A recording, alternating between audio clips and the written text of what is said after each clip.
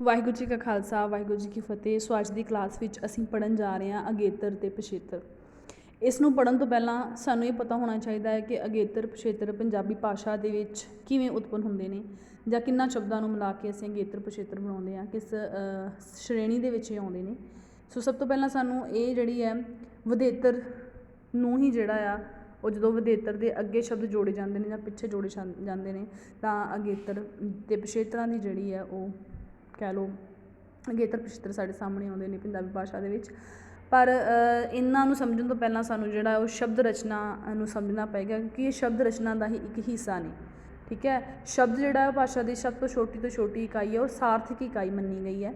ਔਰ ਇਹਨਾਂ ਨੂੰ ਵਿੱਚ ਮਤਲਬ ਇਹੀ ਜਿਹੜੇ ਸ਼ਬਦ ਨੇ ਛੋਟੇ ਵਾਕਾਂ ਦੀ ਰਚਨਾ ਕਰਨ ਦੇ ਸਮਰੱਥ ਹੁੰਦੇ ਨੇ। ਸੋ ਹਰ ਇੱਕ ਸ਼ਬਦ ਜਿਹੜਾ ਆ ਸਾਰਥਕ ਸ਼ਬਦ ਹੈ ਉਹ ਅੱਗੋਂ ਬਹੁਤ ਸਾਰੇ ਸ਼ਬਦਾਂ ਦਾ ਨਿਰਮਾਣ ਕਰਦਾ ਹੈ। ਅਸੀਂ ਸ਼ਬਦ ਰਚਨਾ ਦੇ ਵਿੱਚ ਇਹੀ ਪੜ੍ਹਦੇ ਹਾਂ ਕਿ ਕਿਵੇਂ ਇੱਕ ਸ਼ਬਦ ਤੋਂ ਹੋਰ ਸ਼ਬਦ ਰਚੇ ਜਾਂਦੇ ਨੇ, ਉਹਨਾਂ ਨੂੰ ਅਸੀਂ ਸ਼ਬਦ ਰਚਨਾ ਕਹਿੰਦੇ ਨੇ। ਜੇਕਰ ਵੱਖਰੇ ਵਿਆਕਰਨਿਕ ਨਿਯਮਾਂ ਅਨੁਸਾਰ ਇਹਨਾਂ ਦੀ ਜਿਹੜੀ ਹੈ ਉਹ ਸ਼ਬਦ ਰਚਨਾ ਜਿਹੜੀ ਕੀਤੀ ਜਾਂਦੀ ਹੈ ਉਹਨੂੰ ਪੜ੍ਹੀਏ ਤਾਂ ਅਸੀਂ ਕੀ ਦੇਖਦੇ ਹਾਂ ਕਿ ਜਿਹੜੀਆਂ ਬਣਤਰ ਦੇ ਆਧਾਰ 'ਤੇ ਸ਼ਬਦ ਦੋ ਕਿਸਮਾਂ ਵਿੱਚ ਵੰਡੇ ਗਏ ਨੇ, ਮੂਲ ਸ਼ਬਦ ਔਰ ਰਚਿਤ ਸ਼ਬਦ। ਮੂਲ ਸ਼ਬਦ ਜਿਹੜਾ ਧਾਤੂ ਸ਼ਬਦ, ਜਿਹੜਾ ਮੇਨ ਸ਼ਬਦ ਹੈ ਜਿਸ ਨੂੰ ਹੋਰ ਘਟਾਇਆ ਜਾਂ ਵਧਾਇਆ ਨਹੀਂ ਜਾ ਸਕਦਾ, ਕਿਉਂਕਿ ਮੂਲ ਸ਼ਬਦ ਉਹ ਸ਼ਬਦ ਹੁੰਦੇ ਨੇ ਜਿਹੜੇ ਕਿਸੇ ਹੋਰ ਸ਼ਬਦ ਦੀ ਸਹਾਇਤਾ ਤੋਂ ਮਿਲ ਕੇ ਨਹੀਂ ਬਣੇ ਹੁੰਦੇ, ਆਪਣੇ ਆਪ ਹੁੰਦੇ ਨੇ, ਉਹ ਸੁਤੰਤਰ ਹੁੰਦੇ ਨੇ ਔਰ ਸਾਰਥਕ ਹੁੰਦੇ ਨੇ। ਅਜਿਹੇ ਸ਼ਬਦਾਂ ਨੂੰ ਹੋਰ ਤੋੜਿਆ ਨਹੀਂ ਜਾ ਸਕਦਾ। ਉਹ ਸ਼ਬਦ ਕਿਹੜੇ ਨੇ? ਜਿਵੇਂ ਪਾਣੀ ਹੈ, ਘਰ ਹੈ, ਕਿਤਾਬ ਹੈ, ਗਰਮ, ਕੰਜੂਸ, ਮੁੰਡਾ। ਇਹਨਾਂ ਨੂੰ ਅਸੀਂ ਹੋਰ ਸ਼ਬਦਾਂ ਵਿੱਚ ਨਹੀਂ ਤੋੜ ਸਕਦੇ। ਇਹ ਕਿਹੜੇ ਸ਼ਬਦ ਨੇ? ਸਾਰਥਕ ਸ਼ਬਦ ਨੇ। ਉਹ ਤੋਂ ਅੱਗੇ ਸਾਡੇ ਕੋਲ ਕਿਹੜੇ ਸ਼ਬਦ ਨੇ? ਰਚਿਤ ਸ਼ਬਦ ਨੇ। ਰਚਿਤ ਸ਼ਬਦ ਉਹ ਸ਼ਬਦ ਹੁੰਦੇ ਨੇ ਜਿਹੜੇ ਕਿਸੇ ਹੋਰ ਸ਼ਬਦ ਜਾਂ ਭਾਵਅੰਸ਼ਾਂ ਦੀ ਸਹਾਇਤਾ ਨਾਲ ਬਣੇ ਹੁੰਦੇ ਨੇ।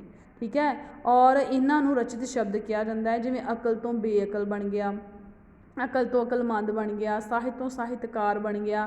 ਹੁਣ ਸਾਹਿਤ ਜਿਹੜਾ ਇੱਕ ਮੂਲ ਸ਼ਬਦ ਹੈ, ਅਕਲ ਇੱਕ ਮੂਲ ਸ਼ਬਦ ਹੈ, ਔਰ ਇਹ ਤੋਂ ਅਸੀਂ ਜਿਹੜਾ ਇਹਦੇ ਅੱਗੇ ਬੇ ਲਾ ਕੇ ਅਸੀਂ ਜਿਹੜਾ ਕੀ ਬਣਾਤਾ ਇਹਨੂੰ ਬੇਅਕਲ। ਰਚਿਤ ਸ਼ਬਦ ਉਹ ਸ਼ਬਦ ਨੇ ਜਿਹੜੇ ਮੂਲ ਸ਼ਬਦ ਦੇ ਨਾਲ ਆ ਕੇ ਜਿਹੜਾ ਇੱਕ ਨਵੇਂ ਸ਼ਬਦ ਦੀ ਸ਼ੁਰੂਆਤ ਕਰਦੇ ਨੇ ਔਰ ਜਿਹੜਾ ਆ ਉਹ ਆਪਣਾ ਅਰਥ ਗ੍ਰਹਿਣ ਕਰਦੇ ਨੇ। ਇਹ ਹਮੇਸ਼ਾ ਆਪਣਾ ਅਰਥ ਜਿਹੜਾ ਗ੍ਰਹਿਣ ਕਰਨਗੇ ਮੂਲ ਸ਼ਬਦ ਦੇ ਨਾਲ ਆ ਕੇ ਹੀ ਕਰਨਗੇ।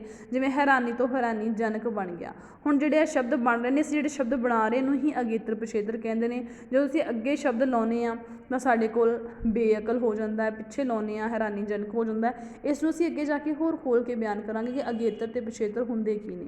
ਹੁਣ ਜਿਹੜੇ ਰਚਿਤ ਸ਼ਬਦ ਨੇ ਇਹ ਵੀ ਦੋ ਭਾਗਾਂ ਵਿੱਚ ਵੰਡੇ ਗਏ ਨੇ। ਇੱਕ ਹੁੰਦਾ ਹੈ ਸਮਾਸੀ ਸ਼ਬਦ, ਦੂਜੇ ਹੈਗੇ ਉਤਪੰਨ ਸ਼ਬਦ। ਸਮਾਸੀ ਸ਼ਬਦ ਕਿਹੜੇ ਨੇ? ਜਿਨ੍ਹਾਂ ਸ਼ਬਦਾਂ ਨੂੰ ਜਿਹੜਾ ਦੋ ਸ਼ਬਦਾਂ ਨੂੰ ਜੋੜ ਕੇ ਵਿਚਕਾਰ ਜੋੜਨੀ ਨਾਲ ਲਾ ਕੇ ਜੋੜਿਆ ਜਾਂਦਾ, ਉਹਨਾਂ ਨੂੰ ਅਸੀਂ ਜਿਹੜਾ ਸਮਾਸੀ ਸ਼ਬਦ ਕਹਿੰਦੇ ਹਾਂ। ਉਹ ਤੋਂ ਅਗਲੀ ਜਿਹੜੀ ਸਾਡੇ ਕੋਲ ਗੱਲ ਹੈਗੀ ਆ ਉਹ ਹੈਗੀ ਆ ਉਤਪੰਨ ਸ਼ਬਦਾਂ ਦੀ। ਉਤਪੰਨ ਸ਼ਬਦਾਂ ਦੇ ਨਾਲ ਹੀ ਅਗੇਤਰ ਅਤੇ ਵਧੇਤਰ ਸ਼ਬਦ ਜਿਹੜੇ ਨੇ ਆਉਂਦੇ ਨੇ। ਸੋ ਕਹਿੰਦੇ ਨੇ ਜਿਹੜੇ ਰਚਿਤ ਸ਼ਬਦ ਮੂਲ ਧਾਤੂ ਸ਼ਬਦਾਂ ਨਾਲ ਵਧੇਤਰ ਲਾ ਕੇ ਬਣਾਏ ਜਾਂਦੇ ਨੇ। ਵਧੇਤਰ ਤੋਂ ਕੀ ਭਾਵ? ਅਗੇਤਰ ਅਤੇ ਪਿਛੇਤਰ ਲਾ ਕੇ ਬਣਾਏ ਜਾਂਦੇ ਨੇ। ਉਹਨਾਂ ਸ਼ਬਦਾਂ ਨੂੰ ਕੀ ਕਿਹਾ ਜਾਂਦਾ ਹੈ ਜੀ? ਉਹਨਾਂ ਨੂੰ ਉਤਪੰਨ ਸ਼ਬਦ ਕਿਹਾ ਜਾਂਦਾ ਹੈ।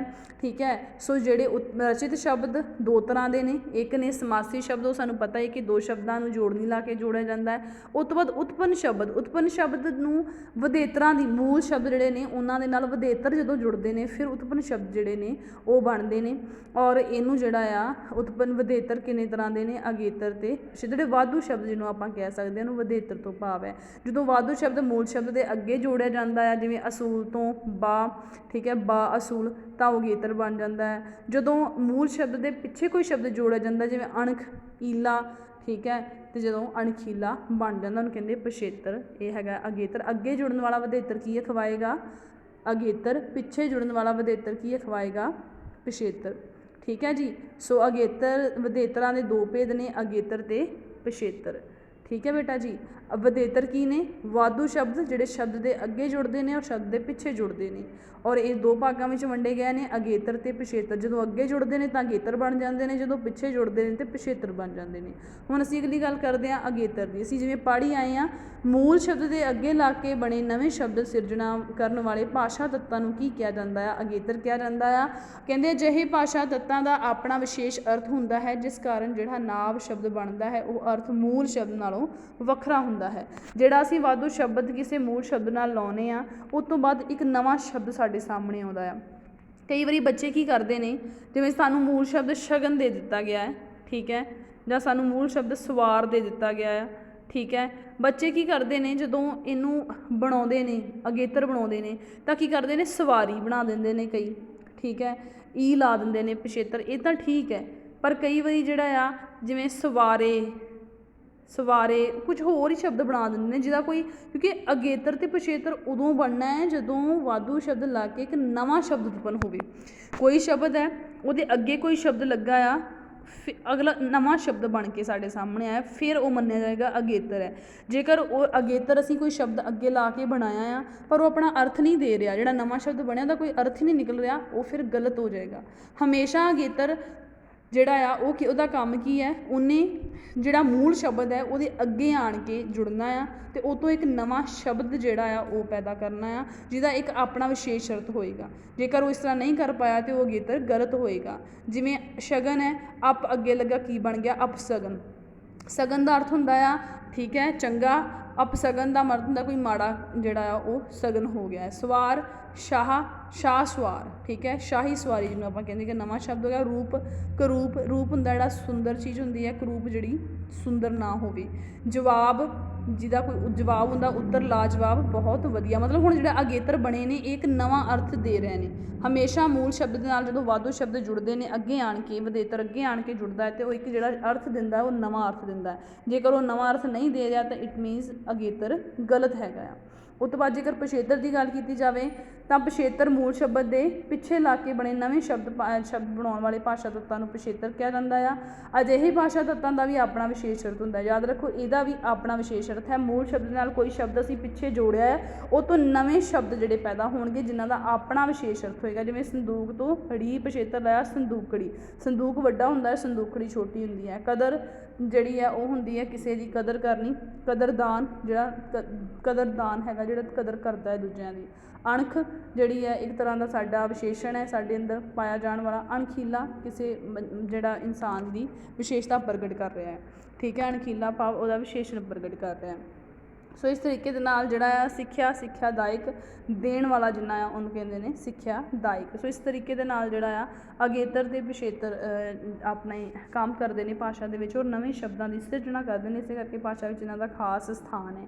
जेकर पिछेतरां दी किस्मां की गल की जाए तो व्योमपत ते रूपांतरी पिछेतर देखने को मिलते हैं। इहदा बारे भी थोड़ा जिहा पढ़ लैंदे आ तो अज तुहानूं क्लीयर हो जाए। व्योमपत जिन्हां पिछेतरां राहीं नवे शब्दों की रचना हुंदी है उन्होंने व्योमपत पिछेतर कहते हैं। रूपांतरी इन्हां दा कार्य जिहा हुंदा है कि इन्हां दी वरतों नाल नवे शब्द की रचना नहीं हुंदी बल्कि पहले का जिहड़ा नवा रूप ही बनाते हैं। मतलब पहले का ही नवा रूप बन जाता है। जिवें सच तो सच्ची, सच तो सच्चे, मतलब रूपांतरी ते जिहड़े ते व्योमपत दो तरह के पिछेतर सानूं वेखण नूं मिलते हैं, ठीक है। सो इस तरीके नाल इन्हां पिछेतरां दे अगों होर वंड भी हैगी है। श्रेणी रक्षक पिछेतर की वरतों नाव शब्द विच नाव शब्द ही बनते हैं, ठीक है, उन्होंने कहते हैं श्रेणी रक्षक, जिन्हां तो श्रेणी बदलू तो भाव है कि होर श्रेणी में चल जाता। 8 श्रेणी शब्द श्रेणियां ने वो किसी भी श्रेणी में जा सकता है, ठीक है।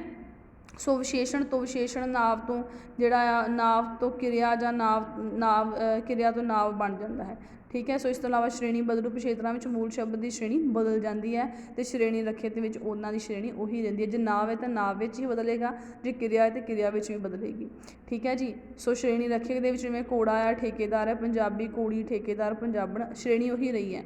उस तो बाद जिहड़ी श्रेणी बदलू दे विच की है, झूठ आ, झूठा, नाव तो विशेषण बन गया, अफसर तो अफसरी, विशेषण तो नाव बन गया। क्लीयर है जी।